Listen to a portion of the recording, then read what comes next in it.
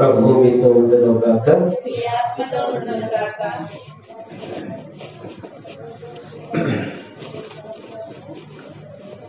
పునీత యోహాన్ గారు రాసిన సువిశేషంలోని భాగము 2వ అధ్యాయము 1 నుండి 12 వచనాలు. 3వ రోజున గలిలయలోని కానా పల్లెలో ఒక పెండ్లి జరిగెను. యేసు తల్లి అచ్చట ఉండెను. యేసు ఆయన శిష్యులను ఆ వివాహమునకు ఆహ్వానింపబడిరి. అచ్చట ద్రాక్షరసము తక్కువ పడగా యేసు తల్లి వారికి ద్రాక్షరసం లేదు అని ఆయనతో చెప్పెను. స్త్రీ, అది నాకేమి, నీకేమి, నా గడియ ఇంకనూ రాలేదు అని యేసు పలికెను. ఆయన తన సేవకులతో ఆయన చెప్పినట్లు చేయుడి అనెను. యూదుల ఆచారం ప్రకారము శుద్ధీకరణకై అక్కడ 6 రాతి బాణలుండెను. ఒక్కొక్క బాణలో 2-3 కడవల నీరు పట్టును. ఆ బాణలను నీటితో నింపుడు అని యేసు వారికి చెప్పాను.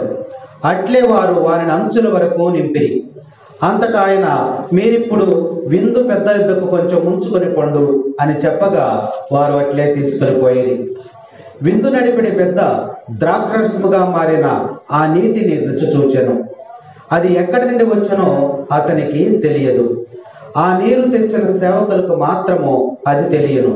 కనుక అతడు పెండ్లి కుమారుని పిలిచి, ఎవడైనను మొదట శ్రేష్టమైన ద్రాక్షారసమునిచ్చును, అందరూ మత్తుగా త్రాగిన పిమ్మట తక్కువ రకపు రసమును ఇచ్చును, కానీ నీవు శ్రేష్టమైన ద్రాక్షారసము ఇప్పటి వరకు ఉంచితివి అని పలికెను. ఈ విధముగా యేసు గలిలయలోని కానా అను పల్లెలో తన మొదటి అద్భుతమును చేసి తన మహిమను ప్రదర్శించెను. శిష్యులు ఆయనను విశ్వసించిరి. ఆ పిమ్మట యేసు, ఆయన తల్లి, సోదరులు, శిష్యులు కపెర్నహూముకు వెళ్ళి అక్కడ కొన్ని దినములు ఉండిరి. ఇది క్రీస్తు సువిశేషము. Praise the lord, praise the Lord. తండ్రి వందనం, తండ్రి స్తోత్రం, యేసువా వందనం, యేసువా స్తోత్రం. Praise the lord, praise the lord, praise the lord, praise the Lord. Hallelujah, hallelujah, hallelujah, hallelujah, hallelujah. ప్రభువునందు ప్రియ సహోదరి సహోదరులారా, సామాన్య ఆదివారంలోనికి మనం ప్రవేశించున్నాం. 2వ సామాన్య ఆదివారం. ఈ ఆదివారం యొక్క సువిశేష పఠనాలు మనకు ఒక గొప్ప సత్యాన్ని ఈరోజు మనకు తెలియజేస్తూ ఉన్నాయి. యేసు ప్రభు చేసినటువంటి మొట్టమొదటి అద్భుతమును ఈరోజు మనకి సువిశేషం వివరిస్తూ ఉంది. ఆ విషయాన్ని కొద్దిసేపు మనము ధ్యానించుకుందాం. ఈ వాక్యాన్ని ధ్యానించేటప్పుడు అందులో ఉన్నటువంటి ఆ యొక్క వాక్య మర్మాలను మనం జ్ఞాపకపరుచుకొని మన యొక్క జీవితంలోనికి అన్వయింప చేసుకోవడానికి మనం ప్రయత్నం చేయాలి. మొదటి వచనం మనం చూసినట్లయితే,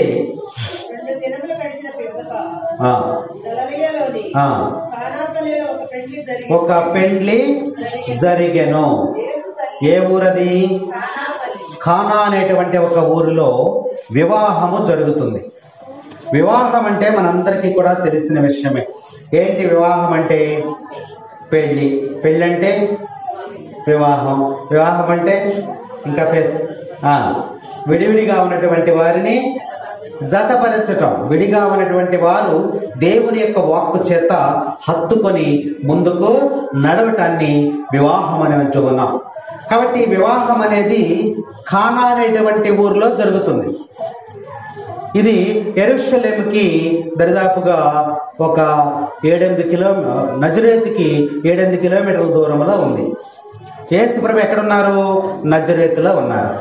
ఆ ఊరికి ఒక 7-8 కిలోమీటర్ల దూరంలో కానా అనేటువంటి ఒక పల్లెటూరు ఉంది, మారుమూల గ్రామం. ఆ గ్రామంలో ఒక వివాహము జరుగుతూ ఉందని వాక్యం మనకు తెలియజేస్తా ఉంది. వివాహం అంటే కొంతమంది పెళ్లి అంటారు, కొంతమంది పరిణయం అంటారు, కొంతమంది కళ్యాణం అంటారు. ఇలా రకరకాల పేరుతో మనము పిలుస్తూ ఉంటాం. కాబట్టి బైబిల్ గ్రంథం ఏం చెప్తుందంటే, హెబ్రీయులకు రాసిన లేఖ 13వ అధ్యాయము 4వ వచనములో వివాహము అన్ని విషయములలో ఘనమైనది, గౌరవింపబడవలేను. వివాహ బంధము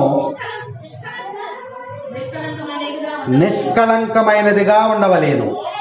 ఏలయన అవినీతి పరులను వ్యభిచారులను దేవుని తీర్పులకు చాలు. ఇక్కడ వాక్యంలో మనం చూస్తే వివాహం అనేది గౌరవించబడాలి, ఇది అన్ని విషయములలో ఘనమైనదని వాక్యం మనకు బోధిస్తా ఉంది. అన్ని విషయాలంటే ఏంటి? ఏ విషయాలు? వివాహం అన్ని విషయములలో ఘనమైనదని వాక్యం చెప్తా ఉంది. ఏ విషయాల కన్నా ఘనమైనది? పుట్టినరోజు చేస్తాం, గృహప్రవేశం చేస్తాం, రకరకాల ఫంక్షన్లు చేస్తాం. మనం ఏ ఫంక్షన్లు ఎన్ని చేసినా అన్నిటికన్నా ఘనమైనటువంటి కార్యక్రమం ఏంటి? వివాహం అని ఈ యొక్క పవిత్ర గ్రంథం ఈరోజు మనకి తెలియజేస్తా ఉంది. కాబట్టి వివాహం అంటే కూడా కొన్ని నానుడి మనకుంది. జన్మ జన్మల బంధమని, నూరేళ్ల పంట అని, ఇంకా పెళ్ళంటే 3 ముళ్ళు 7 అడుగులు 3 రాత్రులు, మేళాలు, తాళాలు, తోరణాలు, ఆడంబరాలు, వాయిద్యాలు, ఇవన్నీ కూడా పెళ్లికి సంబంధించినవి. మనం ఈ లోకంలో ఆచారం ప్రకారం మనము చేసుకుంటాం. కాబట్టి పెళ్లి అనేది, ఈ వివాహం అనేది ఎవరు నిర్ణయం చేశారు? దేవుడే నిర్ణయం చేశాడు. కాబట్టి వివాహ బంధం అనేది దేవుడు ఆదిలోనే మనకు ఏర్పాటు చేస్తున్నాడు. కాబట్టి అలా దేవుడు ఏర్పాటు చేయబడినటువంటి వివాహానికి వెళ్తూ ఉన్నారు. అది ఎక్కడ జరుగుతుందమ్మా? కానా అనేటువంటి ఊరిలో జరుగుతా ఉందా? మొదటి వచనంలో నేను చూడండి, గలిలయలోని కానాపల్లిలో ఒక పెండ్లి జరిగిన. పెండ్లి జరుగుతుంది. ఎవరిదా పెళ్లి? సలోమి తన యొక్క కుమారుని పెళ్లి జరుగుతా ఉంది. సలోమి ఎవరు? మరియ తల్లికి చుట్టం. మరియ తల్లికి చుట్టం, బంధువులు. వివాహం అనగానే మనం ఏం చేస్తాం? అందరికీ కబుర్లు చెప్పుకుంటాం. వివాహం అనగానే ఆహ్వానం. వివాహం అంటే ఏంటి? ఆహ్వానం అంటే పిలుచుకోవటం. వివాహం అనగా విజ్ఞాపన. ఈరోజు పలానా రోజు మా ఇంటి దగ్గర వివాహం ఉంది, మా అబ్బాయిది లేదా మా అమ్మాయిది ఉంది, మీరు తప్పకుండా రావాలి. విజ్ఞాపన. వివాహం అంటే బైబిల్ గ్రంథాన్ని మనం పరిశీలన చేస్తే ఆహ్వానం అనేటువంటి అర్థం కూడా వస్తుంది. వెళ్ళి ఆహ్వానిస్తాం, వివాహానికి రండి అని ఆహ్వానిస్తాం. అలాగే విజ్ఞాపన చేస్తాం, తప్పకుండా మీరు కుటుంబ సమేతముగా రావాలి అని మనము ఆహ్వానిస్తూ ఉంటాం. దాని విజ్ఞాపన అని కూడా మనము గ్రంథం ద్వారా మనం తెలుసుకుంటూ ఉన్నాం. కాబట్టి అలాంటి వివాహము ఆ యొక్క సలోమి తన యొక్క కుమారునికి వివాహం చేస్తూ మరియమ్మ గారు బంధువు కాబట్టి ఆ నజరేతునకు వెళ్ళి ఆహ్వానించింది. అమ్మా పలానా రోజున వివాహము, మరి మీరందరూ కూడా రండి. వస్తూ ఏం చేయాలి? యేసుని కూడా, నీ బిడ్డ అయినటువంటి యేసుని కూడా వివాహానికి తీసుకుని రమ్మని చెప్పింది. వచనంలో చదువు, 2వ వచనం. యేసు ఆయన శిష్యులను ఆ వివాహమునకు ఆహ్వానింపబడిరి. యేసు ప్రభువును కూడా వివాహానికి తీసుకురమ్మని, తనతో పాటు కొంతమంది శిష్యులు ఉన్నారు కదా, ఆంద్రియ, యోహాను, పేతురు, ఫిలిప్పు, నతానియేలు, వీళ్ళందరూ శిష్యులు ఉన్నారు కదా, వీళ్ళు కూడా పెండ్లికి ఆహ్వానించబడ్డారని వాక్యం మనకి తెలియజేస్తా ఉంది. యేసు తల్లి అచట ఉండెను. వాక్యంలో మొదటి వచనంలోనే యేసు తల్లి అచట ఉండెను. ఎందుకుంది అక్కడ? తన యొక్క సహోదరి కుమారుడి యొక్క వివాహం కాబట్టి యేసు తల్లి ఆ కానా పెళ్లికి వచ్చింది. అక్కడికి యేసు ప్రభు ఆయన శిష్యులు కూడా వివాహంలోకి వచ్చారని వాక్యం మనకి తెలియజేస్తా ఉంది. తర్వాత 3వ వచనం. అచట ద్రాక్షారసము తక్కువ పడగా యేసు తల్లి వారికి ద్రాక్షారసము లేదు అని ఆయనతో, ఎవరితో? యేసు ప్రభుతో చెప్పింది. ద్రాక్షారసం ఎందుకు అయిపోయింది? ఆనాటి యూదుల ఆచారం ప్రకారము వివాహంలో ప్రధానమైనటువంటిది ఏంటంటే ద్రాక్షారసం. మనకేంటిది ప్రధానమైంది? వివాహం ఇందులో భోజనమే. వంకాయ దోసకాయ కోరుకుంటావా? మనకి ప్రధానమైన ఘట్టం ఏంటి?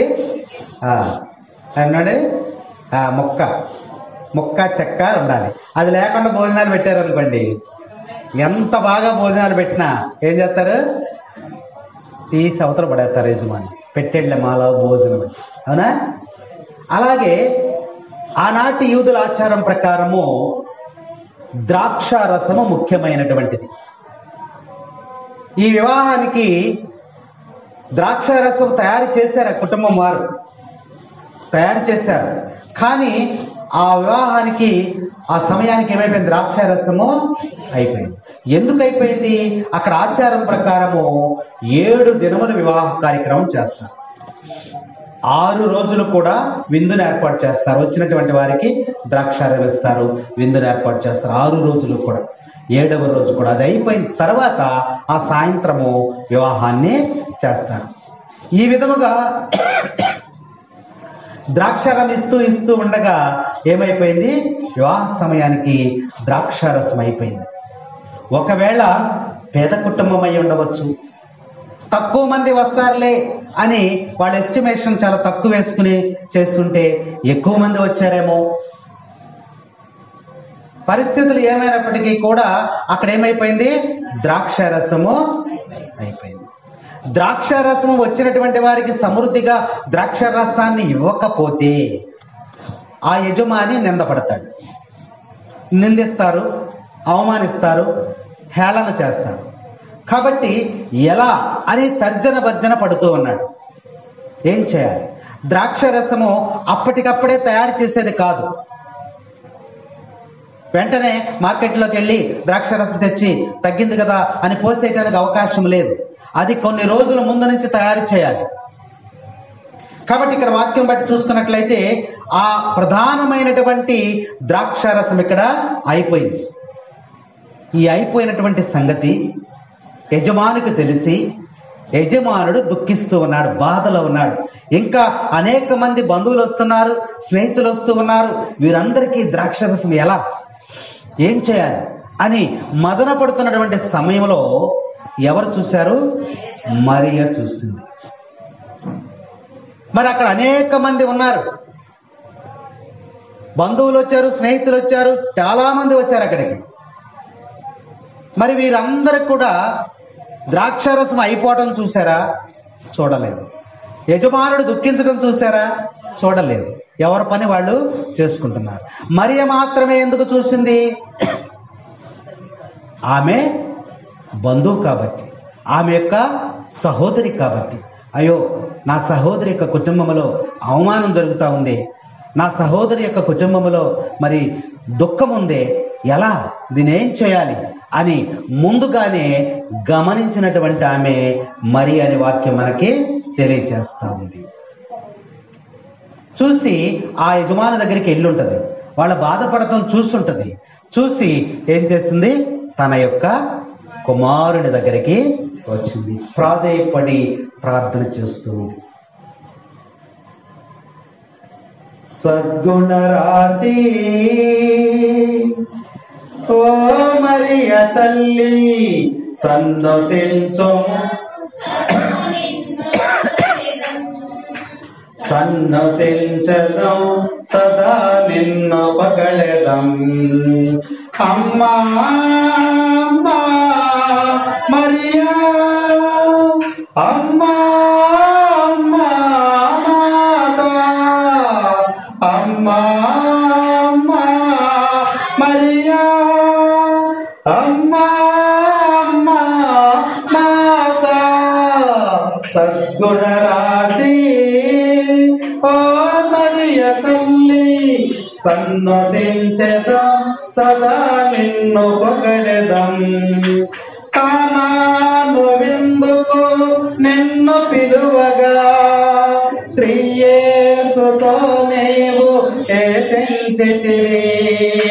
కానాను విందుకు నిన్ను పిలువగా శ్రీయేసుతో నీవు చేతించితివి. మా బాధలు తొలగించగా వేడుము మాతా, మా బాధలు తొలగించగా అవనిలో యేసుతో నడుపుము తల్లి, అవనిలో యేసుతో నడుపుము స్వాగతము తల్లి. Praise the lord, praise the Lord. మరియ తల్లిని వివాహానికి ఆహ్వానిస్తే కానాను విందులోకి రావటానికి ఆమె ఏం చేస్తుంది? తన యేసయ్యని కూడా తీసుకుని వచ్చి ఇక్కడ సమస్యని గురించి మాట్లాడుతూ ఉంది. ఏం మాట్లాడుతూ ఉంది? ఇక్కడ కుటుంబ యజమాని ఆ ద్రాక్షరసం అయిపోయింది కాబట్టి ఆయన బాధపడుతూ ఉన్నాడు, ఏం చేయాలి అని ఆలోచన చేసి ఆమె ఏం చేస్తుంది? ఆ యొక్క యేసు ప్రభు దగ్గరికి వెళ్ళి ఏం చెప్తుందమ్మా? ఎందుకు చెప్తా ఉంది యేసు ప్రభుకి? తన కుమారుని యొక్క శక్తి సామర్థ్యాలు ఆమెకు తెలుసు. ఇంకా అక్కడ ఉన్న ఎవరికి కూడా తెలియదు. ఎందుకనంటే ఈయన లోక రక్షకుడని, దేవుని కుమారుడని, అద్భుతం మహిమ కలిగినటువంటి దేవుని కుమారుడని ఇంకా లోకానికి తెలియదు. కానీ మరియ తల్లికి తెలుసు. అందుకనే తన యొక్క శక్తి సామర్థ్యాలను తెలిసినటువంటి ఆ తల్లి ఈ కుమారుని ద్వారా నా సహోదరి యొక్క బాధను తీసివేయాలి అని చెప్పి ఆలోచన చేసుకుని ఆయనను ప్రార్థిస్తూ ఉంది, బ్రతిమాలుతూ ఉంది. అయ్యా ఏం చెప్పింది? చదువమ్మా.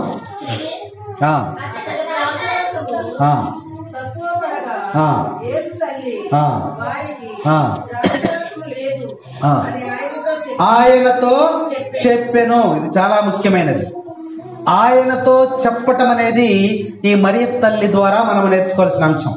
వాక్యం వినటమే కాదు, మనం వాక్యములో ఆ వాక్యము బోధించేటువంటి మర్మాన్ని మనం జ్ఞాపకం చేసుకోవాలి. ఇక్కడ మరియ తల్లి చేసిందేంటి? ఒక కష్టం వచ్చింది, ఒక దుఃఖం వచ్చింది, ఒక బాధ వచ్చింది, ఒక అనారోగ్యం వచ్చింది, ఒక బలహీనత వచ్చింది, ఒక అవసరత వచ్చింది. ఈ సమయంలో ఏం చేయమని చెప్తుంది మరియ తల్లి మనకి? ఆయనతో చెప్పమంటుంది. ఇది మనం గుర్తుపెట్టుకోవాలి. జననీ మరియా చల్లని మాత, జగతికి జ్యోతివి యేసుని మాత. జననీ మరియా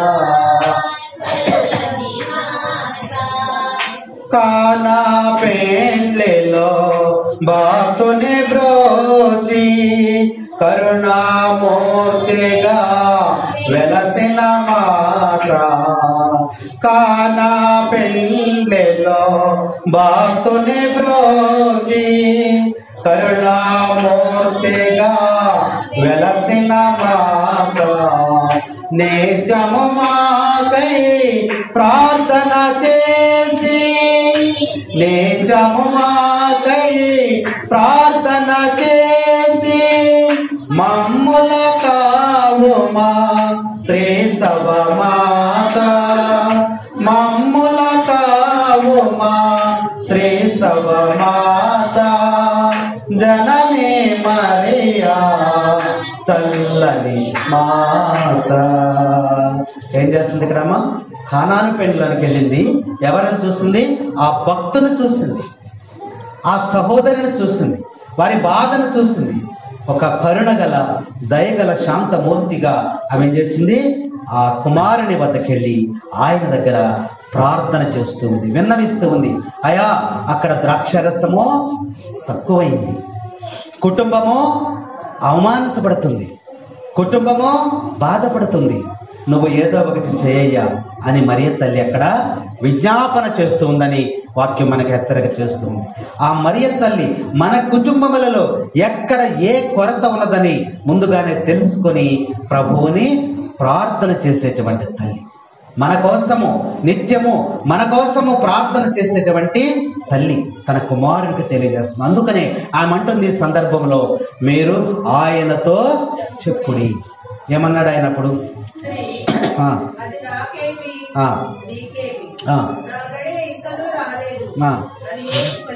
యేసు ప్రభు ఏమన్నాడమ్మా? వెంటనే చేస్తాడు అద్భుతం. ఆయన చేయలే,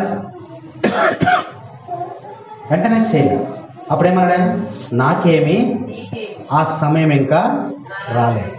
అంటే ప్రతిదానికి ఒక సమయము ఉన్నది. మనం ప్రార్థన చేయగానే మేలు జరగదు, దానికి ఒక సమయం ఉన్నది. యేసు ప్రభువుని మరియ తల్లి ప్రార్థించింది, అయ్యా ద్రాక్షరసం అయిపోయింది అన్నప్పుడు, ఓ స్త్రీ సమయం ఇంకా రాలేదు. ఉపదేశకుడు దీన్ని ఉపదేశకుడు 3వ అధ్యాయము 1వ వచనం.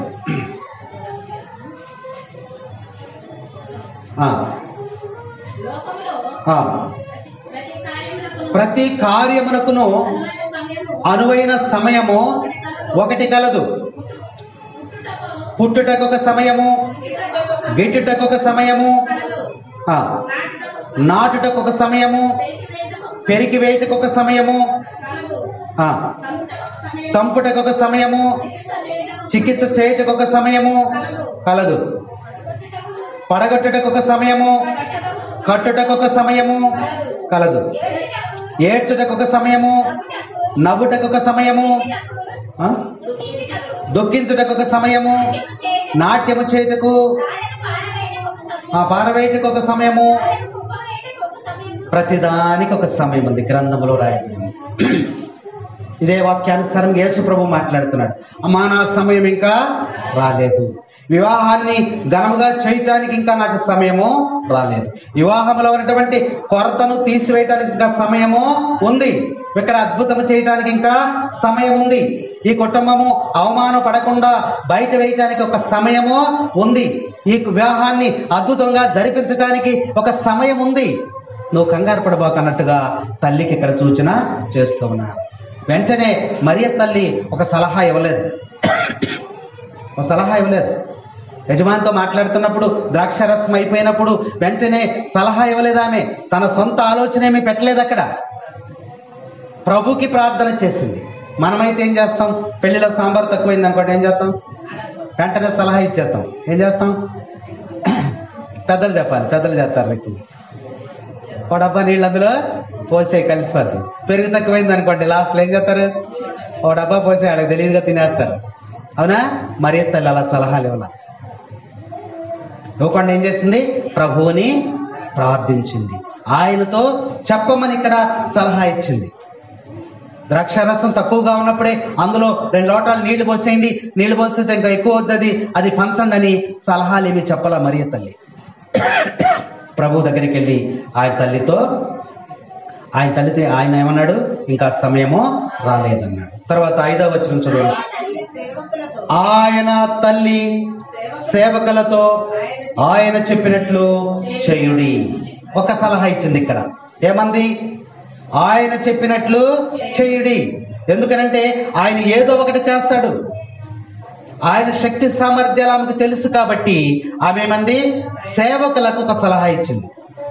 ఏమనిచ్చిందంటే, సమయం ఇంకా రాలేదని ఆయన అన్నాడు కాబట్టి, ఆ సమయం ఎప్పుడు ఆయనకు తెలుసు కాబట్టి మీరు వెళ్ళి ఎవరికి చెప్పాలి? సేవకులుగా మీరు వెళ్ళి ఆయన చెప్పినది మీరు చేయండి. ఇది మంచి మాట. మరి తల్లి ఇచ్చినటువంటి మంచి సలహా, ఒక మంచి మాట, లేదా ఒక హితోపదేశం అని మనం అనుకోవాలి, లేదా ఒక హెచ్చరిక అని కూడా మనము అనుకోవాలి, లేదా మరియ తల్లి చేసినటువంటి ఒక చిన్న ప్రసంగం అని కూడా మనం అనుకోవచ్చు. ఆయన చెప్పినట్లు చేయుడి. ఆయన చెప్పినట్లు చేస్తే మీకు అక్కడ ఆ కుటుంబము ఆ యొక్క అవమానం నుంచి, హేళన నుంచి బయటపడిపోద్దని మరియ తల్లికి విశ్వాసం ఉంది, నమ్మకం ఉంది. అందుకని అలా చెప్పింది. ఆయన చెప్పినట్లు చేయుడి. 10 మంది కుష్ఠరోగులు యేసయ్య దగ్గరికి వచ్చారు. వచ్చినప్పుడు యేసయ్య ఏం చెప్పాడు? 10 మంది కుష్ఠరోగులు వచ్చినప్పుడు ఏం చెప్పాడు?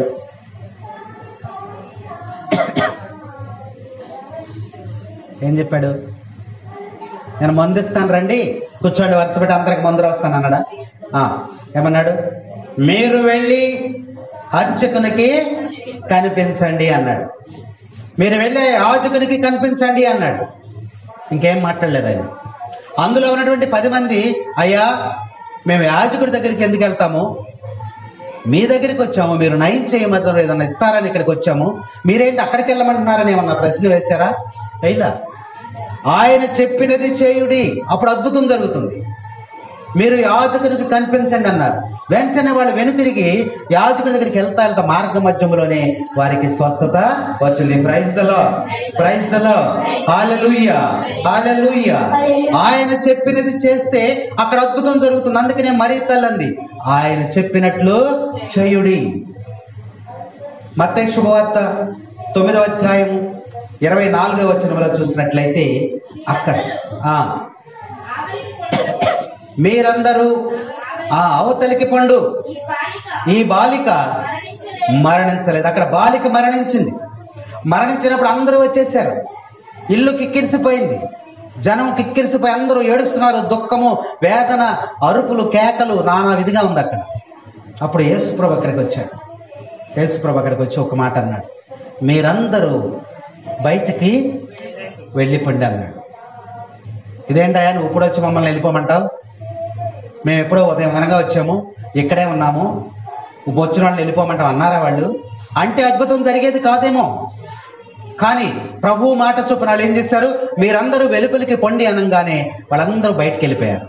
యేసు ప్రభు మాత్రం లోపలుండి ఏం చేశాడమ్మా? చదువు. ఈ బాలిక మరణించలేదు, నిద్రించుచున్నది అని పలికెను. అందులోకి వారందరూ ఆయనను హేళన చేసిరి. మోగి ఉన్న జనసమూహమును వెలుపలకు పంపి యేసు లోపలికి వెళ్ళి ఆ బాలిక చేతిని పట్టుకొనగా ఆ బాలిక లేచెను. Praise the lord, praise the lord. ఆయన చెప్పినది చేయుడు, మీరందరూ వెలుపలికి వెళ్ళండి అన్నప్పుడు అందరూ కూడా బయటికి వెళ్ళారు. యేసు ప్రభు ఆమె యొక్క చేతిని పట్టుకుని లేపేశాడు. ఆయన చెప్పినట్లు చేయడం వలన మనకు కూడా మన కుటుంబాలలో అద్భుతాలు, ఆశ్చర్యమైన కార్యాలు జరుగుతాయి. పేతురు గారు చేపల పడతకు వల వేస్తూ ఉన్నాడు. యోహాను శుభవార్తలో 21వ అధ్యాయం 6వ వచనంలో వల వేస్తూ ఉన్నప్పుడు రాత్రంతా కూడా శ్రమ పడ్డాడు. ఒక్క చేప కూడా పడలేదు. కానీ యేసుప్రభు వచ్చిన తర్వాత పేతురు ఈ కుడి వైపున వల వేయన్నాడు. అన్నప్పుడు ఆయన అన్నాడు, రాత్రంతా కూడా మేము వల వేసామయ్యా, ఒక్క చేపక్క పడలేదు, ఇప్పుడైతే మాత్రం పడవయ్యా అన్నాడా? అనలేదు. నీ మాట చొప్పున నేను ఇక్కడ వలేస్తాను అన్నాడు. వేసాడు. వేస్తే ఇవ్వండి అమ్మా 153 చేపలు, వల పిగిలిపోయినంతగా చేపలు పడినాయి. Praise the lord, praise the lord. ఆయన చెప్పినట్లు చేయుడి. మరి తల్లి ఎందుకంటుంది ఇక్కడ సేవకులతో, ఆయన చెప్పినట్లు చేయుడి. అది మనము ఈరోజు ఈ వివాహం ద్వారా మనము నేర్చుకోవాల్సినటువంటి అంశం. మార్కు శుభవార్త 3వ అధ్యాయం 5వ వచనంలో చూసినట్లయితే అక్కడ ఓచ చేయగలిగినటువంటి ఒక వ్యక్తి ఉన్నాడు. అంతటా ఆయన కోపముతో నలుదశలు చూచి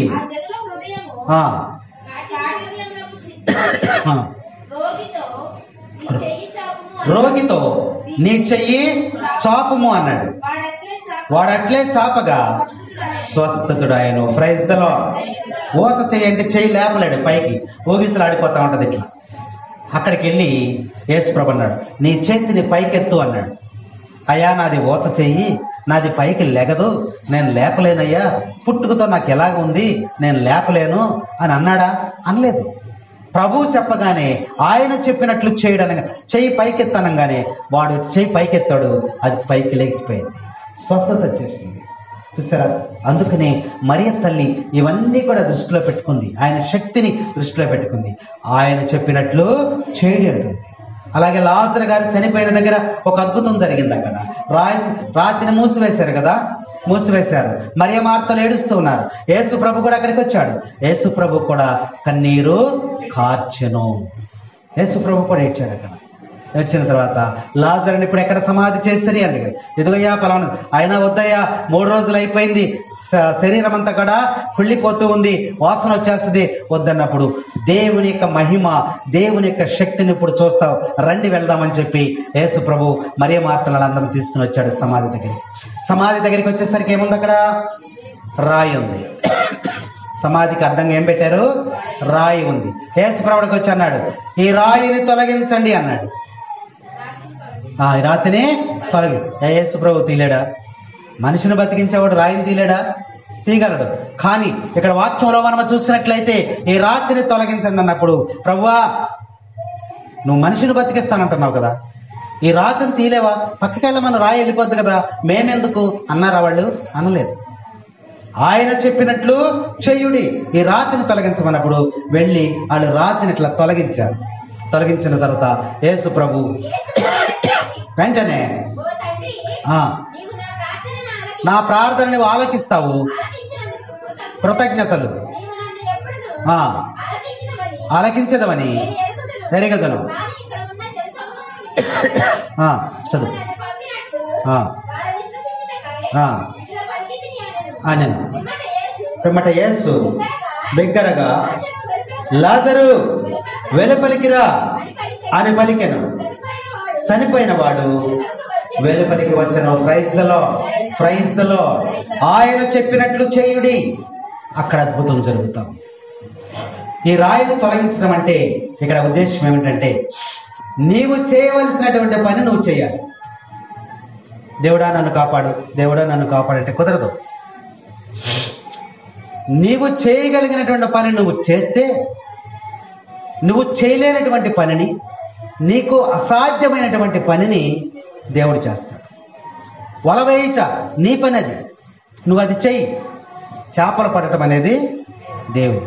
రాయిని తొలగించుట అది నీ పని, అది నువ్వు చెయ్యి. జీవముతో లేపుట నా పని. నీకు అసాధ్యమైన దాన్ని నేను చేస్తా, నువ్వు చేయగలిగిన పనిని నువ్వు చేయమని చెప్పి ఇక్కడ వాక్యం మనకి హెచ్చరిక చేస్తాము. అందుకనే మరియ తల్లి ఏమంటుంది తెలుసా? ఏమంటుందమ్మా? ఆయన చెప్పినట్లు చేయడు. ఒక మంచి మాట, ఒక మంచి సలహానిస్తుంది. లూర్దు మాతకు జై జైలు, దేవుని తల్లికి వందనాలు. లూర్దు మాతకు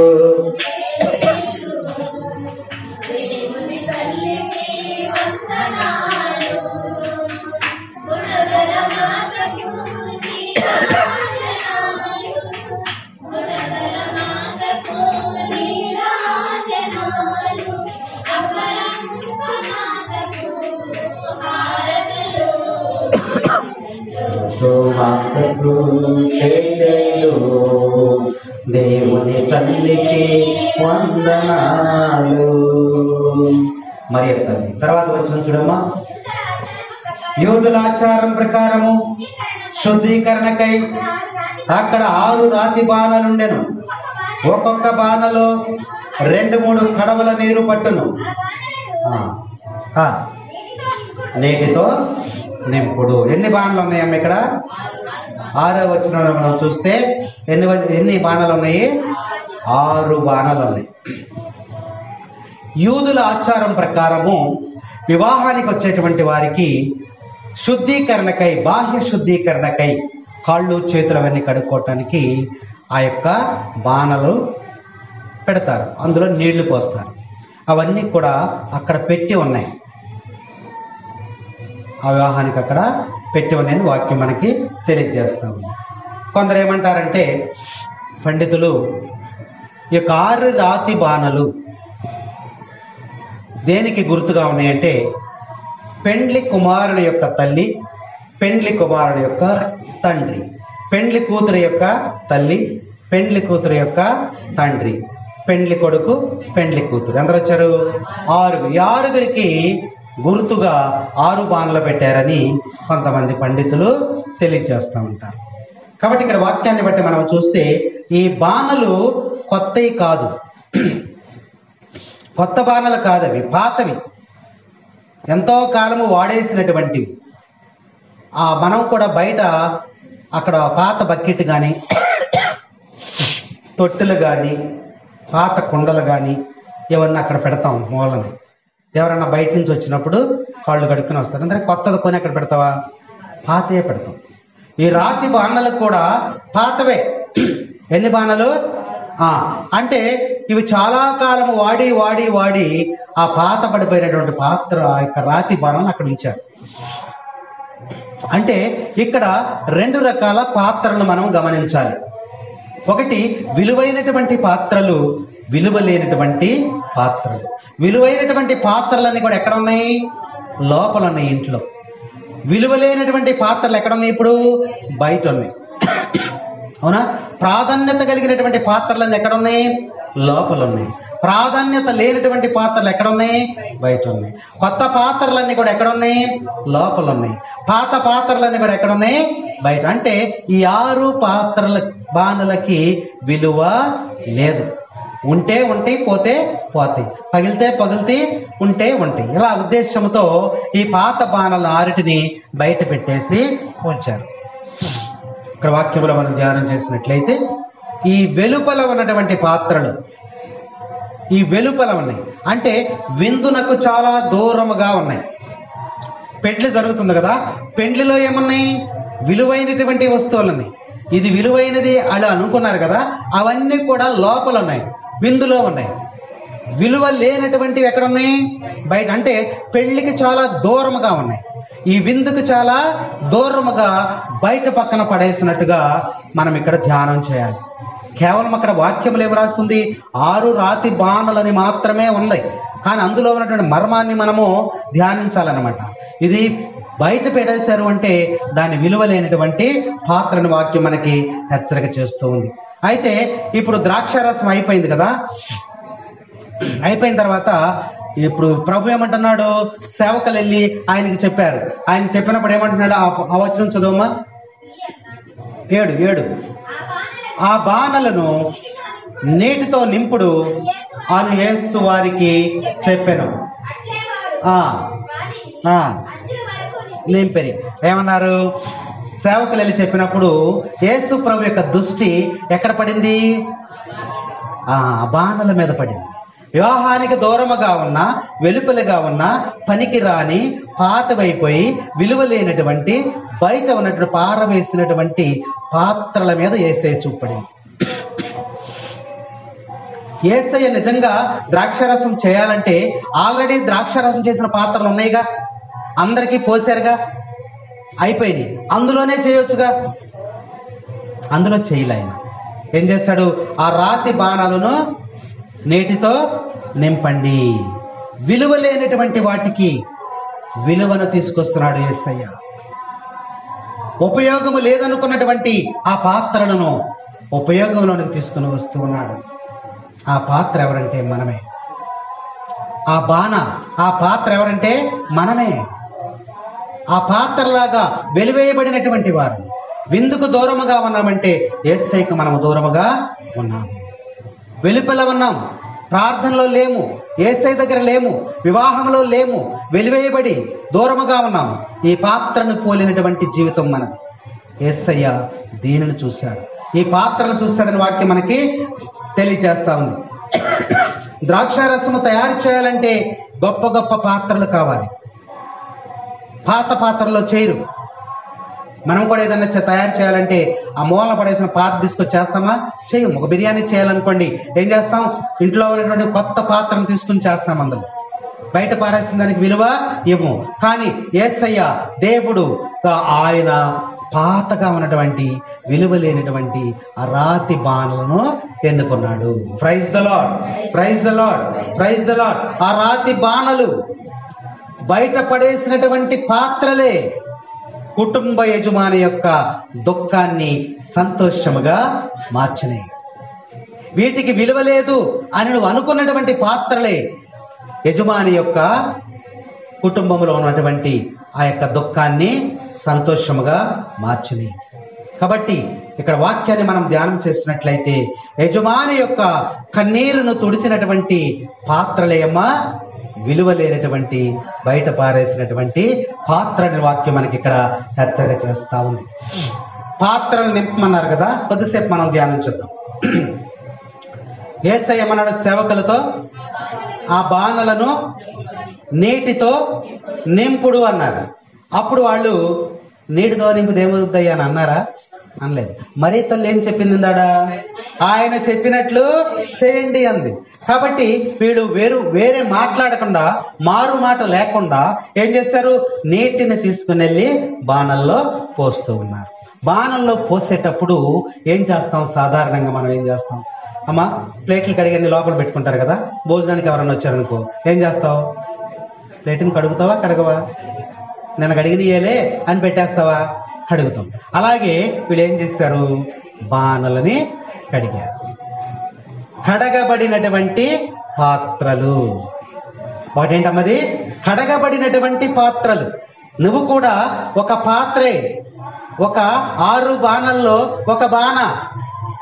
నువ్వు కడగబడాలి. యేసయ్య తన పవిత్రాత్మ చేత నీతో నింపుతాడు, నిన్ను నీటితో నింపుతాడు. ద్రాక్షారసముగా రుచికరముగా నీ జీవితాన్ని తయారు చేయటానికి ముందుగా ఆయన చెప్పింది ఏంటంటే కడగబడినటువంటి పాత్రలవి. అలాగే నీవు కూడా యేసు రక్తము చేత, యేసు పవిత్రాత్మ చేత, పరిశుద్ధాత్మ చేత కడగబడాలి. దేవుని యొక్క పరిశుద్ధ వాక్యము చేత నువ్వు కడగబడాలి. కడగబడినప్పుడు మరి దేవుడు ఆ యొక్క నీటితో నింపటానికి ముందుగా ఆ పాత్రలన్నీ కూడా కడగబడినాయి. దేవుని వాక్యము నీలోనికి ప్రవేశించాలంటే నువ్వేం చేయాలి? ముందు నీ హృదయము కడగబడాలి. ఈ బాణ అంటే నీ హృదయము, ఈ పాత్ర అంటే రాతి బాణ అంటే నీ హృదయము. ముందుగా నీటితో నింపబడాలి అంటే ఏం జరగాలి? నువ్వు ముందుగా కడగబడాలి. నీటి చేత కడగబడాలని యొక్క వాక్యం మనకి హెచ్చరిక చేస్తా ఉంది. తర్వాత ఇంకేమైనా కనబడుతున్నాయి ఆ బాణల్లో? మనకేమన్నా ఆ బాణల్లో ఏమైనా లక్షణాలు మీకు కనబడుతున్నాయా? అంచుల వరకు వీళ్ళు పోసారు. వీళ్ళు పోయక ముందు ఖాళీగా ఉన్నటువంటి రాతి బాణం, అంతేగా? ఖాళీగా ఉంటేనే వీళ్ళు వెళ్ళిపోసేది, అవునా? కడగబడినటువంటి పాత్రల తర్వాత ఖాళీగా ఉన్నటువంటి పాత్రలు. ప్రధానంగా ఇక్కడ వాక్యంలో మనం చూస్తే ప్రభువు దగ్గరకు ఖాళీ పాత్రలుగా రావాలి. ప్రభు దగ్గరికి ఎలా రావాలమ్మా? ఖాళీ పాత్రగా మనం రావాలి. ఆ పాత్రలు ప్రభు చూసినప్పుడు ఆ పాత్రలు ఎలా ఉన్నాయి? ఖాళీగా ఉన్నాయి. కాబట్టి నువ్వు ప్రభు దగ్గరికి వచ్చేటప్పుడు ఖాళీ పాత్రగా రావాలి. వచ్చిన తర్వాత దేని చేత నింపబడతావు? ప్రభు నీటి చేత నింపబడుతున్నాడు. నీరు అనేది వాక్యం. నీరు అనేది ఏంటి? ఖాళీ పాత్రతో, ఖాళీ హృదయముతో దేవుని దగ్గరికి నువ్వు వస్తే ప్రభు ఏం చేస్తాడు? వాక్యము చేత నిన్ను నింపబడతాడని తెలియజేస్తాను. నువ్వు ఖాళీగా వస్తూ ఉన్నావా? నీ హృదయంలో ఏమన్నా? ఏమన్నాయి నీ హృదయంలో? మార్కు శుభవార్త 7వ అధ్యాయము 20వ వచనం. మార్కు శుభవార్త మానవుని మాలిన్యపరుచున్నది వాని అంతరంగంలో ఉన్న ఏలునిదే. చదువు. దురాలోచనలు, వేశ్యాసంగమము, దొంగతనము, నరహత్య, వ్యభిచారము, దురాశ, దౌష్ట్యము, మోసము, కామము, మాత్సర్యము, దూషణము, అహంభావము, అవివేకము, వీళ్ళు ఎన్నున్నాయమ్మా? ఇవన్నీ కూడా ఎక్కడ ఉంటాయంట? హృదయంలో ఉంటాయి. కాబట్టి ప్రభు దగ్గరికి వచ్చేటప్పుడు ఎలా రావాలి? ఖాళీగా. అంటే అవన్నీ నీ హృదయంలో అన్నీ కూడా తీసివేసి నువ్వు ఎలా రావాలి? ఖాళీ పాత్రలాగా ప్రభువు దగ్గరికి వచ్చినట్లయితే ఆయన ఏం చేస్తాడంట? ప్రభువు వాక్యము చేత హృదయాన్ని నింపబడతారు. పాటలు పాడేటప్పుడు ఏం చేయాలి? పాటలు పాడాలి, అవునా? చప్పట్లు కొట్టేటప్పుడు ఏం చేయాలి? చప్పట్లు కొట్టాలి. స్తుతులు చెప్పేటప్పుడు ఏం చేయాలి? స్తుతులు చెప్పాలి, అవునా? కాబట్టి అన్నిటిలో కూడా నువ్వేం చేయాలి? పాల్గొనాలి. వచ్చి మౌనంగా కూర్చుంటే వలన ఉపయోగమేమీ లేదు. నీవు ప్రభు యొక్క ప్రతి కార్యములో, ప్రభువుని గణపరిచేటువంటి ప్రతి కార్యములో కూడా నీ పాత్ర ఉండాలి. అప్పుడే దేవుని యొక్క వాక్కు చేత, పవిత్రాత్మ చేత, పరిశుద్ధాత్మ చేత బాణలు నీటితో ఏ విధంగా నింపబడినయో అలా నీవు నింపబడతావు. అందుకనే రాతి బాణలు ఖాళీగా ఉన్నాయి. వాటిని చూశాడు ఆయన. ఖాళీగా ఉన్న పాత్రను చూసి నీటితో వీటిని నింపండి. ఆ బాణంలో 2 విషయాలు నేర్చుకున్నాం. ఒకటేంటమ్మా? కడగబడినటువంటి పాత్రలు. రెండవది ఏంటి? ఖాళీగా ఉన్న పాత్రలు. మూడవది ఇంకేమన్నా ఆలోచన వస్తుందా మనకి? మన ఒక ఆలోచన, కనబడుచున్నటువంటి పాత్రలు. యేసయ్య విందులోకి రాగానే కనబడింది ఏంటమ్మా? ఆ బయట పడేసి అక్కడ ఉన్నటువంటి పాత్రలు కనపడి. ఇంట్లో దాచేసిన పాత్రలు యేసయ్యకి కనపడాల. విందులో బిజీగా ఉన్న పాత్రలు యేసయ్యకు కనపడాల. కనబడుతున్నటువంటి పాత్రలాగా మనం ఉండాలి. అంటే దేవునికి అందుబాటులో ఉండాలి. దేవుని చూపు పడగానే కనబడేటువంటి పాత్రలుగా ఉండాలి మనం. దేవునికి అందుబాటులో ఉండేటువంటి పాత్రలుగా ఉండాలి. ఒకవేళ యేసుప్రభు ఇంట్లోకి వెళ్తే ఇంట్లో ఉన్న పాత్రలను ఏమన్నా తెమ్మనేవాడేమో, వెళ్ళలేదు కదా, బయటే ఉన్నాడు కదా. ఆయన కంటికి కనబడుతున్నటువంటి పాత్రలు ఆ రాతి బాణలు, దూరంగా అక్కడ మూలన సర్ది ఉన్నాయి. కాబట్టి ఇందులో మనం తెలుసుకోవాల్సిందంటే దేవునికి కనబడకుండా మనము ఉండకూడదు. ఆదివారము దేవాలయములో దేవునికి కనపడే విధముగానే ఉండాలి. దేవునికి కనబడాలి. దేవునికి కనపడకుండా ఉండనప్పుడు దేవుని నీటి చేత ఎలా నింపుతాడు? ఆ బాణలు ఖాళీగా దేవునికి కనబడినాయి కాబట్టి నీటి చేత నువ్వు పవిత్రాత్మ చేత నింపబడాలంటే, మేలుల చేత నింపబడాలంటే, దేవునికి ఆశీర్వాదాలు దీవెనలు నీకు రావాలంటే నువ్వేం చేయాలి? దేవునికి కనబడే విధముగా నువ్వు ఉండాలని యొక్క బాణలు మనకి తెలియజేస్తున్నాయి. Praise the lord, praise the lord, praise the lord. ఇంకేమన్నా మనకి ఇంకా ఆలోచన ఉందా? చాలా ఉంటాయి. మనం ఆలోచిస్తే చాలా పాత్రలు మనకి అక్కడ కనబడుతూ ఉంటాయి. బాణలన్నీ కూడా క్రమముగా ఉన్నాయి. క్రమముగా ఉన్న పాత్రలు వరుస క్రమములో ఉన్నాయి. ఒకదాని పక్కన ఒకటి రాతి బాణలు 6 కూడా వరుస. అంటే అక్కడ ఒకటి, ఇక్కడ ఒకటి, అక్కడ ఒకటి, ఇక్కడ ఒకటి లేదు. ఎలా ఉన్నాయమ్మా? ఒక వరుస క్రమములో. పాటల విషయంలోనేమి, దేవాలయంలో కూర్చుంటంలోనేమి, లేదా ఇంకా దేవుని కార్యాలు ఏదైనా చేయటంలోనేమి, లేదా మన జీవితంలోనేమి, మన ప్రవర్తనలోనేమి, అన్నిటిలో కూడా ఏముండాలి? ఒక క్రమము ఉండాలి. ఆ రాతి బాణలు మనకు నేర్పుతా ఉన్నాయి. వరుస క్రమములో ఉండాలి. మన మాటలలో ఒక క్రమం ఉండాలి. మన నడవడికలో ఒక క్రమం ఉండాలి. మన జీవితంలో ఒక క్రమం ఉండాలి. మన చూపులో ఒక క్రమం ఉండాలి. ఒక క్రమమైనటువంటి జీవితము మనకి ఉన్నప్పుడు మాత్రమే దేవుని యొక్క నీటి చేత, అంటే వాక్యము చేత ఆ బాణలు నింపబడతాయి. యేసయ్య చూచాడు, ఇవి చాలా ఒక క్రమమైన పద్ధతిలో ఉన్నాయి. దేవుని యొక్క ఆశీర్వాదము దీవెనలు పొందుకోవాలంటే నీ జీవితంలో ఒక క్రమమైనటువంటి పద్ధతిలో నీవు ఒక ఆదివారం వస్తాం, 2 ఆదివారము రాము, ఆదివారం వచ్చాం, 2 ఆదివారం రాము, 3 ఆదివారం వస్తాం, 4 ఆదివారం రాము, తర్వాత ఆదివారం వస్తాం, ఒక ఆదివారం వస్తాం. ఇప్పుడు లైన్ ఎలా ఉంది? వంకర టింకరగా. అందుకనే ప్రభువు చెప్తున్నాడు, రాతి బాణలను పోలి మీరు జీవించండి. ఒక వరుస క్రమములో, ఒక క్రమమైనటువంటి పద్ధతిలో మీరు జీవించండి. అప్పుడు దేవుని యొక్క ఆత్మ మిమ్మల్ని నింపుతుందని చెప్పి ఈ పాత్రల ద్వారా దేవుడు మనకి తెలియజేస్తూ ఉన్నాడు. ఇంకేమైనా ఉన్నాయమ్మా? మీరేమైనా చెప్తారా? కన్నీరు తుడిచినటువంటి బాణలు. ఎవరు కన్నీరు? యజమాని. చూసారా? కన్నీరు తుడిచినటువంటి పాత్రలు. నా ఇంట్లో గొప్ప గొప్ప పాత్రలు ఉన్నాయి, ద్రాక్షరస వీటిలో తయారు చేశాను కాబట్టి ఇవే నాకు ముఖ్యం అనుకున్నారు. కానీ చివరికి కుటుంబంలో ఏమొచ్చిందమ్మా? శోధన వచ్చేసింది, బాధ వచ్చేసింది, వ్యాధన వచ్చేసింది, దుఃఖం వచ్చేసింది. చివరికి ఆయన దుఃఖాన్ని తీర్చింది ఏది? ఆ విలువ ఇవ్వనటువంటి ఆ పాత్రలు, ఎందుకు పనికిరావు అనుకున్నటువంటి ఆ పాత్రలు. కన్నీరు యజమాని యొక్క దుఃఖాన్ని తుడిచినటువంటి పాత్రని వాక్యం మనకి తెలియజేస్తాము.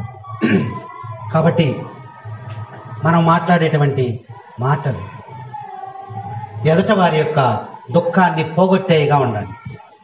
మనం చేసేటువంటి పనులు ఎదుట మనిషికి సంతోషాన్ని కలగచేయాలి. అంతేగాని ఆ యొక్క మనం మాట్లాడే ప్రతి మాట ద్వారా ఎదుట మనిషి బాధపడే విధముగా మనం ఎప్పుడు కూడా మాట్లాడకూడదు. అందుకని ఈ రాతి బాణల ద్వారా యజమానుని యొక్క కన్నీరు తుడిచిన పాత్రలాగా ఉన్నాయి. మనము కూడా అలా ఉండాలని ఈ పాత్రలు మనకి తెలియజేస్తూ ఉన్నాయి. ఇంకా చూసినట్లయితే కలిసి ఉన్నటువంటి పాత్రలు. ఈ పాత్రలన్నీ కూడా ఏమన్నాయమ్మా? ఒకదానికొకటి కలిసి ఉన్న ఐక్యత, సహోదరుల యొక్క ఐక్యత ఆశీర్వాదకరమైన గ్రంథములో మనకి తెలియజేస్తుంది. కలిసి ఉండుట, ఇరుగు పొరుగు వారితో, బంధువులతో, స్నేహితులతో, ఇంట్లో వ్యక్తులతో ఒకరికొకరు ఎలా ఉండాలంట? కలిసి మెలిసి ఉండటం, ఐక్యత కలిగి ఉండటం అనేది ఈ బాణల ద్వారా మనము నేర్చుకోవాలి. అప్పుడే దేవుని యొక్క ఆశీర్వాదం అనేది మనకి లభిస్తుందని ఇక్కడ వాక్యం మనకి హెచ్చరిక చేస్తా ఉంది. కాబట్టి ఈ బాణలు, ఇలాంటి బాణల ద్వారా ఈరోజు ప్రభువు మనల్ని హెచ్చరిక చేస్తూ ఉన్నాడు. ఈ బాణలను నేటితో నింపుడి. నీటితో నింపుడు. నింపటం అంటే ఏంటమ్మా?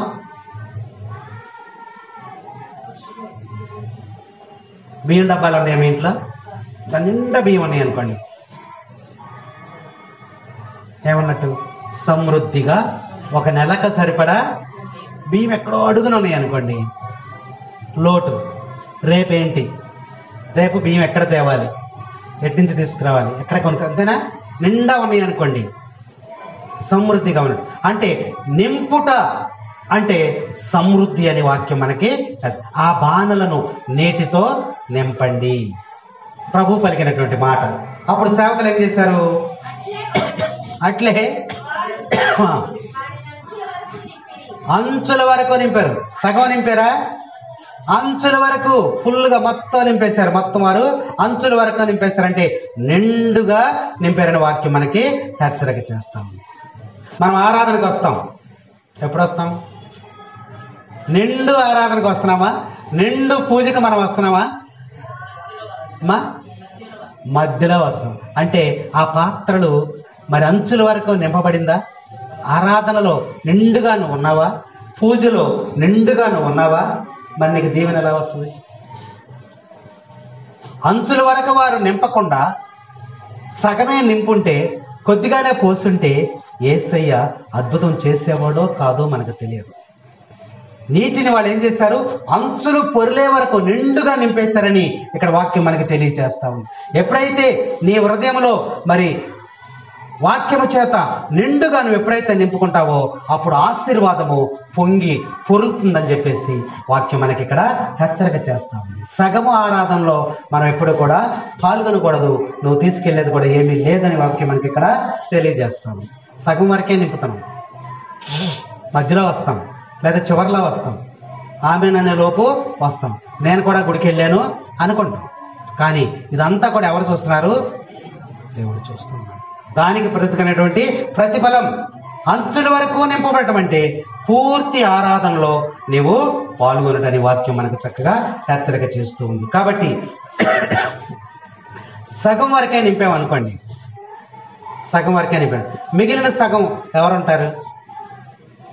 ఒక పాత్రలో నీళ్లు పోసాము, సీసాలో నీళ్లు పోసి ఈ బాటిల్లో పోసాము, ఇది ఈ బాటిల్ ఉంది, అంచుల వరకు నింపల, ఖాళీ ఉంది. ఈ ఖాళీలు ఎవరున్నారు? ఏముంది? గాలి ఉంది. గాలి పట్టింది అంటారు. ఏముందమ్మ ఇందులో? గాలి ఉంది. దీని నిండా నీళ్లు పోస్తే ఆ గాలి ఏమవుద్ది? బయటకు వచ్చేస్తుంది. అందుకనే హృదయములు ఇక్కడ వాక్యం మనకి హెచ్చరిక చేస్తా ఉంది. ఈ ఖాళీలోకి ఏం ప్రవేశిస్తుందంట? నీ హృదయం ఖాళీగా ఉంటే గాలి ప్రవేశిస్తుంది. ఏం ప్రవేశిస్తుంది?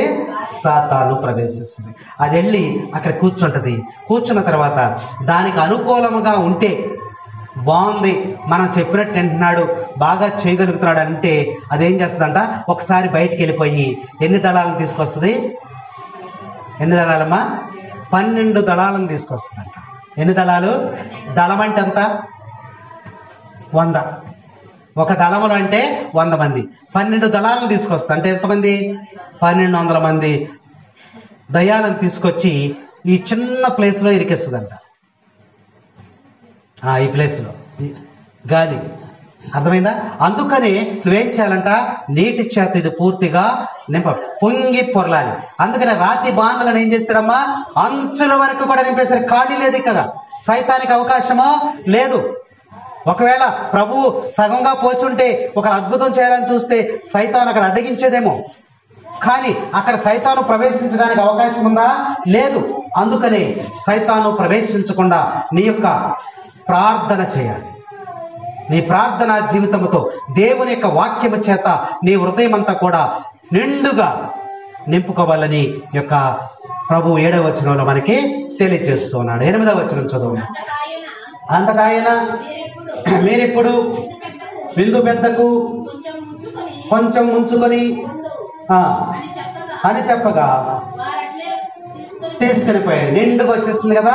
ఇప్పుడు యేసు ప్రభు ఏమన్నాడు? అమ్మా మీరు కొద్దిగా విందు జరిపించేటువంటి ఒక పెద్ద అక్కడ ఉన్నాడు. ముందుగా దీన్ని తీసుకెళ్ళి ఎవరికి ఇమ్మన్నాడు? విందు పెద్దకి శాంపుల్ గా తీసుకెళ్ళండి. తీసుకెళ్ళి ఆయనకి ఇవ్వండి అని చెప్పేసి చెప్పాడు. విందు ప్రధాని వద్దకు ఆయన యొక్క ఆమోదం కోసం, ఇదిగోయా ద్రాక్షారసం ఉందని చెప్పడం కోసం ఇదిగో ఆయనకి తీసుకెళ్ళి ఆయన ఆమోదం కోసం ఆయనకి ఇచ్చారు. ఇస్తే ఆయన ఏమన్నాడమ్మా, విందు నడిపడి పెద్ద ద్రాక్షారసముగా మారిన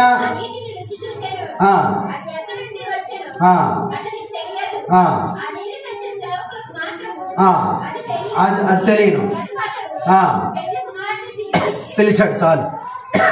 ఇక్కడ వాక్యంలో చూస్తున్నట్లయితే బాణల నిండా నీరు పోయింది అన్న తర్వాత యేసు ప్రభు వెళ్ళి ఆ నీటిని ఏమన్నా తాకాడా?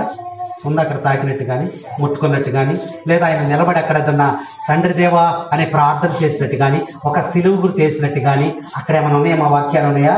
లేవు. మరి ఎలా జరిగింది అద్భుతం? లాజర్ దగ్గరికి వెళ్ళినప్పుడు ఏమన్నాడు? లాజర్ చనిపోయినప్పుడు ఆయన ఏమన్నాడు? అక్కడ తండ్రి నా ప్రార్థనని ఆలకిస్తావని నేను ఎరుగుదును అన్నాడు. కానీ ఇక్కడ ఏం మాట్లాడలేదే, యేసయ్య అసలు ఏం మాట్లాడలేదే. మరి ఎలా మారింది ఇది? తాకలేదు. కుష్ఠవ్యాధి దగ్గరికి వెళ్ళినప్పుడు కుష్ఠవ్యాధిని తాకాడు, స్వస్థపరిచాడు. మరి యేసయ్య నీటిని పొయ్యమన్నాడే తప్ప తాకలేదు, ప్రార్థన చేయలేదు, మరి అక్కడ ముట్టుకోలేదు, వారికి ఏమి ప్రవచనం కూడా ఏమి కూడా చెప్పలేదు. ఎలా మారింది? ఎలా మారిందమ్మా? యేసయ్య మనస్సులో ఈ నీరు ద్రాక్షారసముగా మారునుగాక అనుకొని ఉండవచ్చు. Praise the lord, praise the lord, praise the lord. ఆయన అనుకున్న వెంటనే ఆ నీరు దేనిగా మారిపోయిందమ్మా? ద్రాక్షారసముగా మారిపోయింది. అలాగే యేసయ్య నీ గురించి మనసులో అనుకుంటే, నా బిడ్డ బాధలో ఉన్నాడు అని అనుకుంటే నీకు వెంటనే ఉపశమనము దొరుకుతా ఉంది. వాక్యం బోధిస్తూ ఉంది ఈరోజు మనకి. ఆయన మనసులో ఒకసారి నువ్వు స్థానం సంపాదించుకుంటే చాలు, అక్కడ ఏం జరుగుతుందంట? ఒక అద్భుతం జరుగుతుందని వాక్యం మనకి హెచ్చరిక చేస్తా ఉంది. 9వ వచనంలో మనం చూసినట్లయితే విందు నడిపే పెద్దకు ద్రాక్షారసము ఎక్కడ నుండి వచ్చిన ఆయనకు తెలియదు. ఏం తెలుసు? ఆయన ఎక్కడికి వచ్చున్నాడు? ఎక్కడో కూర్చున్నాడు, పెళ్లిలో ఎక్కడో. యేసయ్య ఎక్కడున్నాడు? బాణల దగ్గర ఉన్నాడు, ఇక్కడ బయట. ఈ ద్రాక్షారసము నీరు ద్రాక్షారసముగా మారి ఇది ఎలా వచ్చిందో ఆయనకు తెలియదు. ఎవరికి తెలుసు? ఎవరికి తెలుసు? సేవకులకి తెలుసు. కానీ వాళ్ళు వెళ్ళి చెప్పారా? చెప్పలేదు. చెప్పకపోతే ఆయనకి ఎట్లా తెలుస్తుంది? తెలియదు కదా. కాబట్టి ఇది ఎక్కడ నుంచి వచ్చినో నాకు తెలియదు. ఆ పెద్ద ఆ విషయము వీళ్ళు వెళ్ళి చెప్పలా. దేవుడు నీకు మేలు చేస్తే దాన్ని ఏం చేయాలి? నువ్వు సాక్ష్యం రూపంలో చెప్పాలి.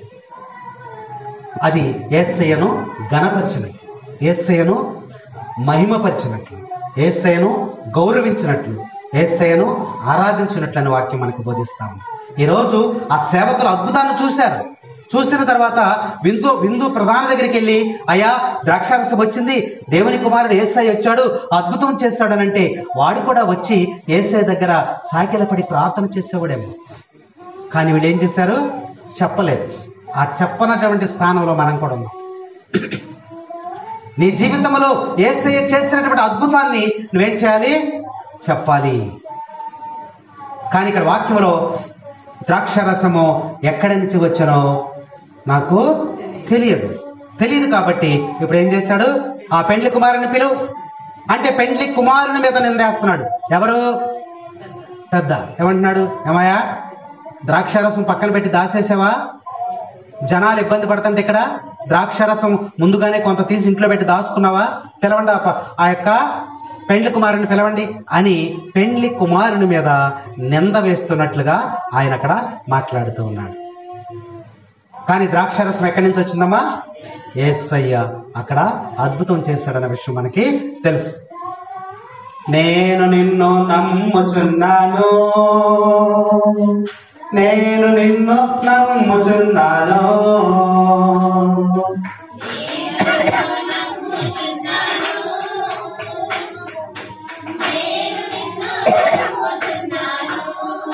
నేను నిన్ను నమ్ముచున్నాను,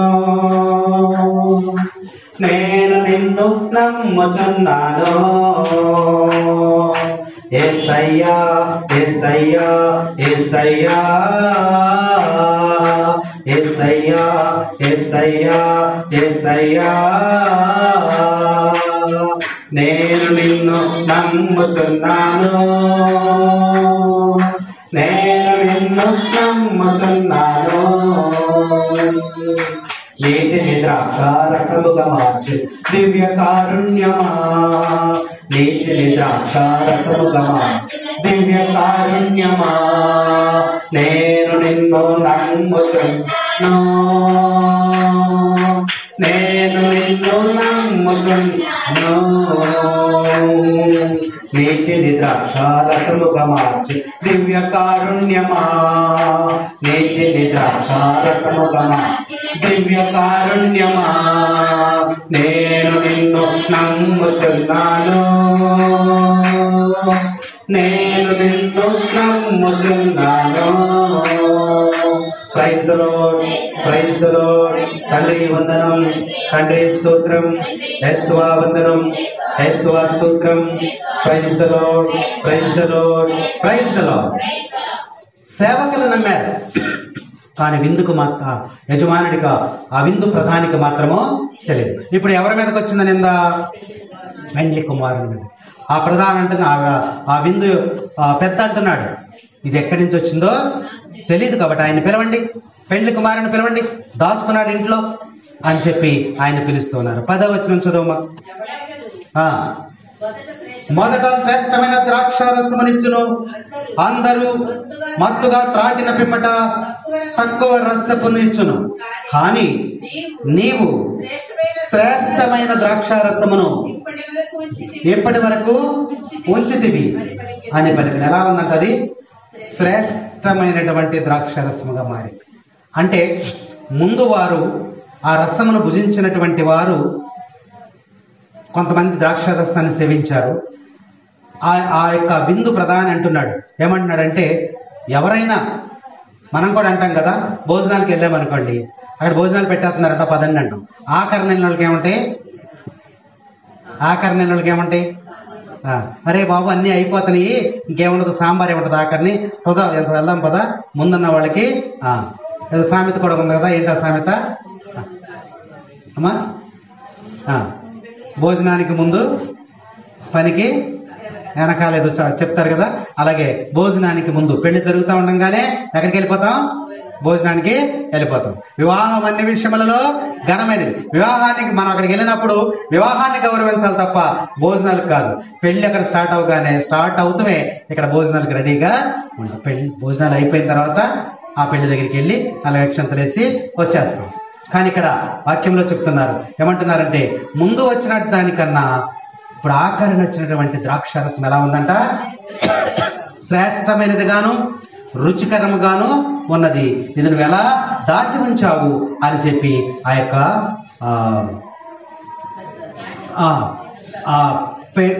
విందు పెద్ద అడుగుతూ ఉన్నాడు.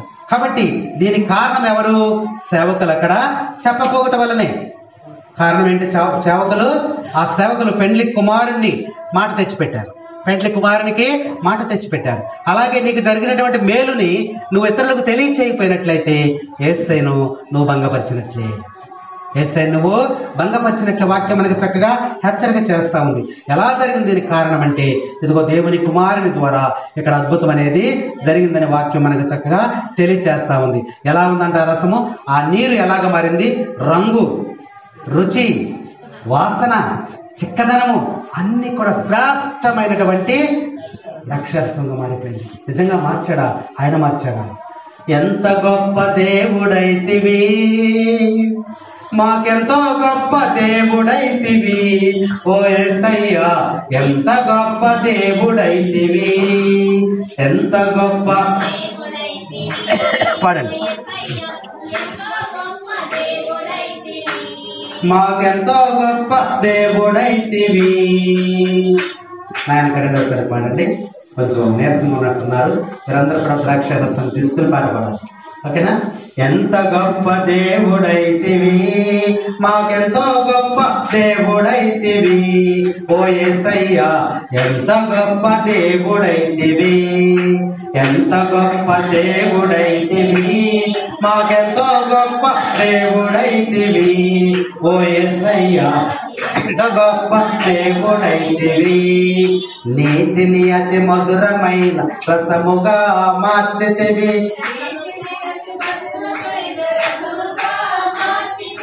చివరకు చెప్పండి. నీటిని అతి మధురమైన రసముగా మార్చితివి, రొట్టెలైదు 2 చేపల ఆహారమునిచ్చితివి. నీటిని అతి మధురమైన రసముగా మార్చితివి, రొట్టెలైదు 2 చేపల ఆహారమునిచ్చితివి. ఎంత గొప్ప దేవుడైతివి, మాకెంతో గొప్ప దేవుడైతివి. ఓ యేసయ్యా ఎంత గొప్ప దేవుడైతివి. నీటిని అతి మధురమైన శ్రేష్టమైన ద్రాక్షారసముగా మార్చాడని ఇక్కడ వాక్యం మనకి తెలియజేస్తా ఉంది. 11వ వచనం చదువు. ఈ విధముగా యేసు గలిలయలోని కానాను పల్లెలో తన మొదటి అద్భుతమును దేవుడు మొట్టమొదట చేసినటువంటి అద్భుతం ఇదే. ఎన్ని రోజుల తర్వాత? జ్ఞాన స్నానం పొందిన తర్వాత 3వ రోజున గలిలయలోని పెళ్లిలోనికి వెళ్ళి అక్కడ మొట్టమొదటి అద్భుతము చేశాడు. ఎందుకు ఈ అద్భుతము చేశాడు అని అంటే అక్కడ వాక్యం ఏం చెప్తుందమ్మా? దేవుని యొక్క మహిమ ఎందుకు ప్రదర్శించాడంటే మానవాళి తెలుసుకోవటం కోసం. ఈయన దేవుడు, దేవుని యొక్క కుమారుడు, ఈయన శక్తి కలిగినటువంటి వాడు, దేవుని నుండి వచ్చినటువంటి వాడని ప్రజలు తెలుసుకోవటం కోసము ఆయన కానాను విందులో ఈ అద్భుతము చేశాడని ఇక్కడ వాక్యం మనకి.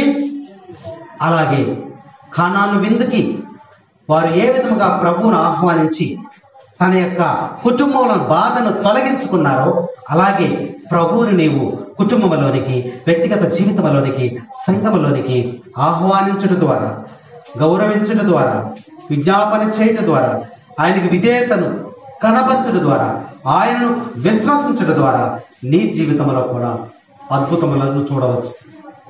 నీ జీవితం కూడా రుచికరమైనటువంటి జీవితముగా మార్చుకునేటువంటి అవకాశం ఉందని ఈ కానాను వివాహం మనకి తెలియజేస్తోంది. నీ జీవితము రంగు, రుచి, వాసన సమస్తము కూడా మారిపోతాయి. శ్రేష్టకరమైనటువంటి రుచికరమైనటువంటి జీవితముగా, నిన్ను సువాసన కలిగినటువంటి జీవితముగా దేవుడు నిన్ను మార్చివేస్తాడని ఇక వాక్యం ద్వారా ప్రభువు మనకి హెచ్చరిక చేస్తున్నాడు. తర్వాత వచ్చిన ఆ వచనంలో శిష్యులు ఆయనను విశ్వసించిరి. ఆ అద్భుతం చూసిన తర్వాత నిజముగా ఈయన దేవుని యొక్క కుమారుడు అని అక్కడ ఉన్న శిష్యులు అంటే అక్కడికి వచ్చినటువంటి వారందరూ కూడా ప్రభువుని విశ్వసించారు అని వాక్యం మనకి తెలియజేస్తూ ఉంది. కాబట్టి ఈ వివాహం ద్వారా నువ్వు కూడా విశ్వాసం కలిగి జీవించాలని ఇక 11వ వచనం ద్వారా దేవుడు మనకి తెలియజేస్తున్నాడు. దేవుడు చేసినటువంటి యొక్క అద్భుతాలు మనకి కంటికి కనపడవు, చెవికి వినపడవు. ద్రాక్షారసము నీటిగా మారింది కదా, నీరు ద్రాక్షారసముగా మారింది కదా, అది ఎవరికైనా కనపడిందా? నీరుగానే కనపడింది అన్నమాట. అందరికీ నీరుగానే కనపడింది. ఆ పెద్ద వద్దకు తీసుకెళ్లేటప్పుడు కూడా నీరులాగానే ఉందంట. అక్కడికి వెళ్ళిన తర్వాత ఏం జరిగింది? ఆ రుచి చూసేసరికి అది చిక్కని రుచి కలిగిన శ్రేష్టమైనటువంటి రసముగా మారిపోయినట్టు. అంటే యేసు చేసేటువంటి అద్భుతాలు కంటికి కనపడవు, చెవికి వినపడవు. అలా నువ్వు విశ్వసించినప్పుడు దేవుడు నీ కుటుంబంలో కూడా అద్భుతం చేస్తాడని ఇక్కడ వాక్యం మనకు చక్కగా హెచ్చరిక చేస్తాము. ఈ కానాను వివాహాన్ని మనం ఎప్పుడు కూడా జ్ఞాపకపరుచుకుంటూ ప్రభువును విశ్వసించాలని ఈరోజు సువిశేష పఠనాలు మనకి హెచ్చరిక చేస్తూ ఉన్నాయి. యేసుని కార్యములు ఎంతో గొప్పవి, తండ్రి నీ తలంపులు లెక్కలేనివి. యేసుని కార్యములు ఎంతో గొప్పవి, తండ్రి నీ తలంపులు అవి కంటికి కనబడవు, హృదయాన్ని కంతో చిక్కవు. అవి కంటికి కనబడవు, హృదయాన్ని కంతో చిక్కవు. యేసు నీ కార్యములు ఎంతో గొప్పవి, తండ్రి నీ తలంపులు లెక్కలేనివి. కానాను విందుల్లో ఒకే మాటతో అద్భుతము చేసితివి. చేప కడుపులో ఆశ్చర్యముగా యోనాను దాచితివి. కానాను విందుల్లో ఒకే మాటతో అద్భుతము చేసితివి. చేప కడుపులో ఆశ్చర్యముగా యోనాను దాచితివి. అవి కంటికి కనబడవు, హృదయానికి అంతు చిక్కవు. అవి కంటికి కనబడవు, హృదయానికి అంతు చిక్కవు. యేసు నీ కార్యములు ఎంత గొప్పవి, తండ్రి నీ తలంపులు లెక్కలేనివి. యేసు నీ కార్యములు ఎంత గొప్పవి, తండ్రి నీ తలంపులు లెక్కలేనివి. Praise the lord, praise the Lord. తండ్రి వందనం, తండ్రి స్తోత్రం, యేసువా వందనం, యేసువా స్తోత్రం. Praise the lord, praise the Lord. ఈ వివాహాన్ని ఎప్పుడు కూడా జ్ఞాపకపరుచుకుంటూ ఈ రాతి బాణలు కడగబడిన విధముగా, రాతి బాణలు మనకు సూచించిన విధముగా మనం జీవించడానికి ఈ వివాహం మనకి ఎప్పుడు కూడా తోడ్పడును గాక. పిత, పుత్ర, పవిత్రాత్మ నామమున ఆమేన్.